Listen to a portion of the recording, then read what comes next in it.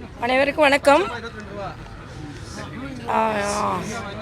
மரியாதைக்குரிய பாரத பிரதமர் அவர்களுக்கு முதல்ல நாங்கள் நன்றியை தெரிவித்துக் கொள்கிறோம். இந்த ஜிஎஸ்டி சீரமைப்பினால் ஏறக்குறைய ஒரு குடும்பத்துக்கு, நடுத்தர குடும்பத்துக்கு வருஷத்திற்கு 50,000 ரூபாய் சேமிக்க முடியும். அதே மாதிரி ஒரு மாதத்திற்கு 5,000 சேமிக்க முடியும். ஆக அதனால தான் மரியாதைக்குரிய பாரத பிரதமர் இந்த ஜிஎஸ்டி குறைப்பை சேமிப்பு திருவிழா என்று குறிப்பிடுகிறார்.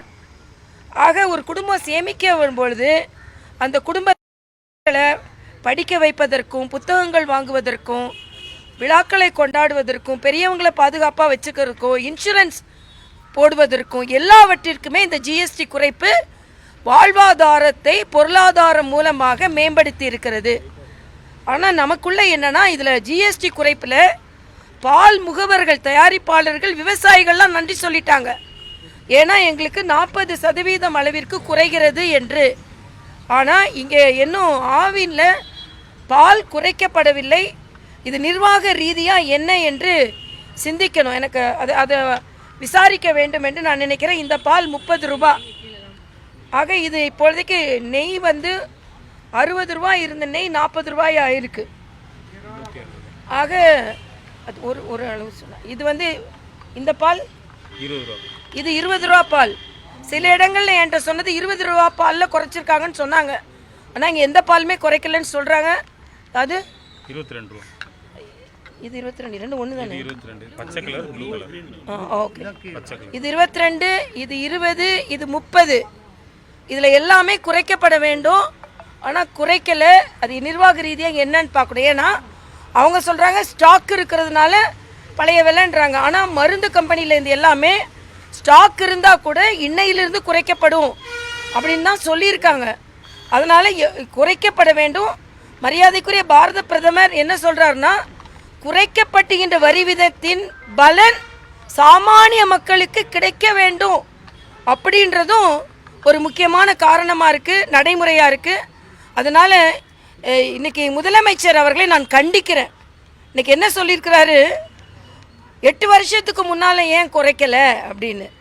நிர்வாக ரீதியாக நிதியமைச்சரும் சரி, பொருளாதார வல்லுநர்களும் சரி, இது எதற்கு நாம் ஜிஎஸ்டி போட்டு, அதுவும் புது வரி கிடையாது ஜிஎஸ்டி. நான் பொதுமக்களுக்கு மறுபடியும் சொல்லிக்கிறேன். யாதோ மோடி வந்த உடனே வரி போட்ட மாதிரி இவர்கள் பேசுகிறார்கள். 17 வகையான வரி இருந்தது. ஆக இதுக்கு முன்னால் நீங்கள் 18% வரி கொடுத்ததுக்கு அதுக்கு முன்னாலே நீங்கள் 17-18% கொடுத்துருப்பீங்க. ஆக ஏதோ அதை குறைச்சி மக்களுக்கு வசதியாக இருக்கணும் 4 ஸ்லாப் கொண்டு வந்தோம், 4 அடுக்கு கொடுக்க வந்தோம். இன்னைக்கு 2 அடுக்கு கொண்டு வந்திருக்கிறோம். ஆக இது மக்களுக்கு மிகுந்த பலனளிக்கதாக இருக்குது. அது மட்டுமல்ல, இன்னைக்கு மெடிக்கல் இன்சூரன்ஸ்லாம் பண்ணால் அதுக்கு வரியே கிடையாது. ஆக அப்படிப்பட்ட ஒரு பிரம்மாண்டமான ஒரு திட்டத்தை கொண்டு வரும்பொழுது முதலமைச்சர் அவர்கள், நான் கேட்குறேன், இதுக்கு முன்னால் யூபிஏ கவர்மெண்ட்டில் நீங்கள் தானே இருந்தீங்க? 17 வகையான வரி போட்டது நீங்கள் தானே? அப்போ 17 வகையான வரி ஏன் குறைக்கல நீங்கள் கேட்டிங்களா? அதே மாதிரி இன்றைக்கி 8 ஆண்டுகளுக்கு பின்னால்னா பொருளாதார வல்லுநர்கள் சொல்கிறாங்க, இன்றைக்கி பார்த்தீங்கன்னா வரி செலுத்துபவர்கள் அதிகமாகி இருக்கிறார்கள். இதற்கு முன்னால் ஜிஎஸ்டி வரி விதிப்புக்கு உள்ள 65 லட்சம் பேர் தான் இருந்தாங்க. இன்னைக்கு 1.5 கோடி பேர் வந்திருக்கிறாங்க.